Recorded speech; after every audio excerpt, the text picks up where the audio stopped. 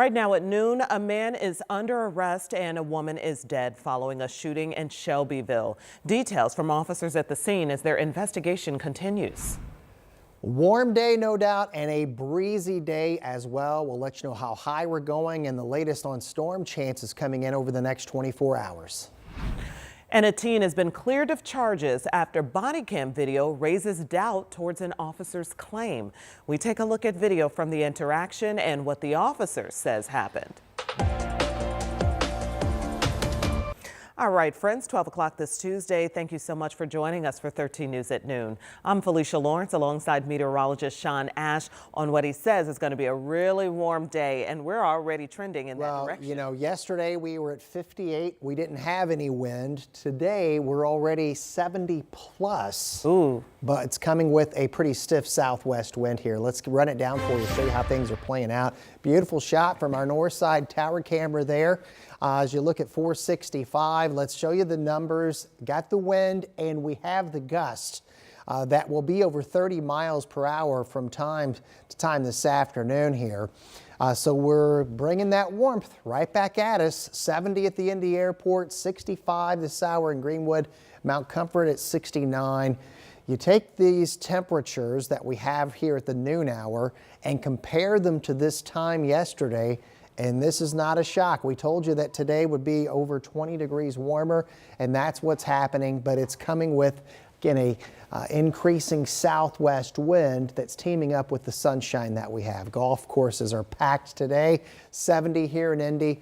There's the numbers and the dew points that are in the 40s, so the air relatively dry. We're going to make it at least to 78, possibly a little bit higher than that. Daily record's 84, that's certainly safe, but we're going to be over 10 degrees above the average high for today.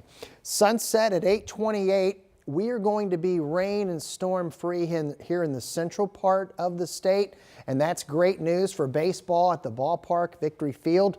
First pitch at 6:35, dollar menu night.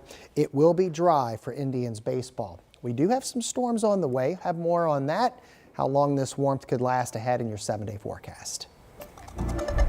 All right, Sean, thanks. And new this afternoon, the Madison County coroner confirms a 13-year-old boy was killed in an ATV crash.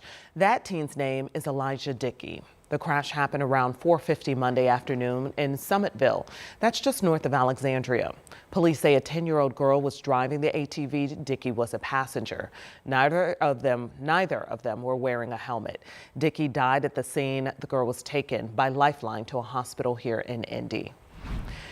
And an 18-year-old man is under arrest after a woman was killed in a shooting in Shelbyville. So that shooting happened yesterday alongside West Washington Street. Police say they found the woman dead in a home there. The 18-year-old was arrested on a preliminary charge of reckless homicide. We also know a juvenile was taken into custody. Anyone with information on the shooting is asked to call the Shelbyville Police Department. And a person is dead after a fatal motorcycle crash in Fishers. Police in Hamilton County tell us this happened around 8 Monday night on Allisonville Road near Harrison Parkway. We have reached out to learn if any other vehicles were involved in this crash and if there were any other injuries. We will keep you posted as we learn more details. 2 men under arrest after a chase crossing 3 counties ended in a crash. The video you see here is from NDOT that we rolled on as the chase was happening. And this appears to be a photo of the car after the chase. The Grant County Sheriff's Office says this all started in Marion. Someone called 911 around 8:50 Monday morning about people in a car showing a firearm and chasing them. Then a deputy tried to stop the car. The driver took off.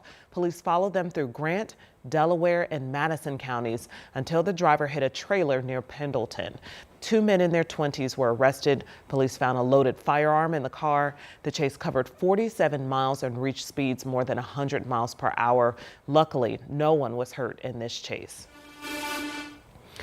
And a teen is out of jail after prosecutors found a mismatch in evidence. So they say video from body-worn cameras does not line up with what officers claim happened at Riverside Park. Ashton Hackman spoke with a witness who recorded part of the encounter. And she tells me she's glad that the officer did have a body-worn camera, and had that not been the case, that the teen may very well be facing charges still.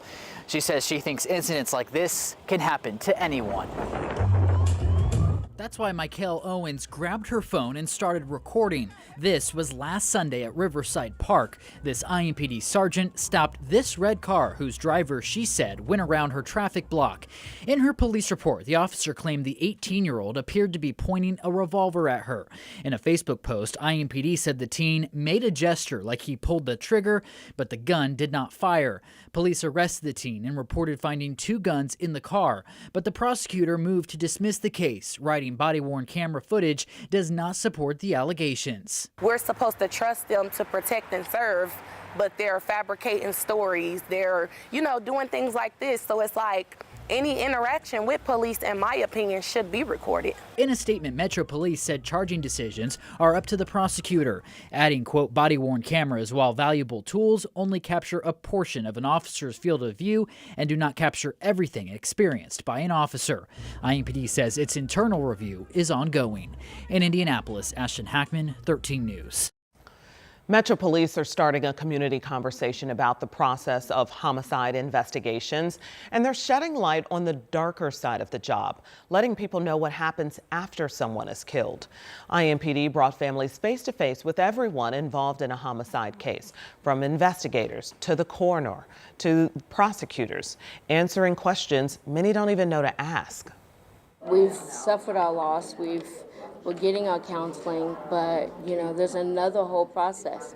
It's the court. So we just want to know where we are at, what's the next process, because we haven't experienced this like this. As part of Crime Victims' Rights Week, IMPD's Victim Assistance Unit is hosting a survivor symposium and resource fair at Indy's Global Village, and that is today from 6 to 8 p.m. The Indiana Utility Regulatory Commission held the latest in a series of listening sessions last night. And these are part of an investigative inquiry on energy affordability concerning the 5 largest investor-owned electric utilities in the state. That includes AES and Duke. Susan Schechter is a Duke customer in Lafayette, and she says she's on the board for Fairfield Township, where many people are struggling financially.